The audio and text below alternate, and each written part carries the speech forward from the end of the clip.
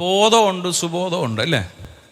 കുഞ്ഞുങ്ങളോട് ഞാൻ ഒരിക്കൽ പറഞ്ഞു, ബോധമുണ്ട്, സുബോധമുണ്ട്. എനിക്ക് എൻ്റെ പങ്കി ഇങ്ങ് തന്നേരം ഞാൻ പോവാന്ന് പറഞ്ഞത് ബോധത്തിലാണ്. ആണോ? ആരാ? മുടിയനായ പുത്രൻ. ആ പേര് നമ്മളിട്ടതാ, എങ്കിലും നിങ്ങൾക്ക് മനസ്സിലാകാൻ ആ പേരേ ഉള്ളൂ.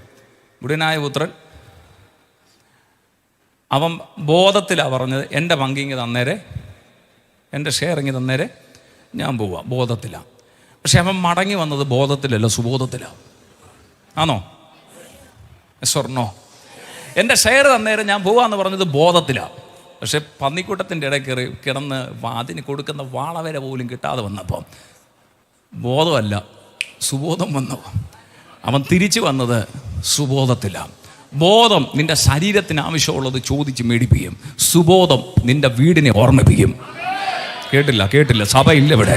ബോധം നിനക്ക് ഈ ഭൗതികതയിൽ എന്തൊക്കെ വേണം അത് ചോദിച്ച് മേടിപ്പിക്കും. സുബോധം നിന്റെ വീടിനെ ഓർമ്മിപ്പിക്കും. ഈ വേദപുസ്തകത്തിനകത്ത് ഈ പറഞ്ഞ പദം, പൗലോസ്ലീഹ പറഞ്ഞ പദം, നിങ്ങൾ സുബോധം ഉള്ളവരായിരിക്കും എന്ന് വെച്ചാൽ ബോധത്തിലിരുന്ന് പ്രാർത്ഥിച്ച് ഇവിടെ വേണ്ടത് മേടിക്കുന്നവരെന്നല്ല, സുബോധമുള്ളവരായിരിക്കും എന്ന് വെച്ചാൽ നിന്റെ ഭവനത്തെ ഓർക്കണം, നിന്റെ അപ്പനെ ഓർക്കണം, നിന്റെ വീടിനെ ഓർക്കണം, മടങ്ങി ചെല്ലണം എന്ന സുബോധം ഉണ്ടായിരിക്കണം.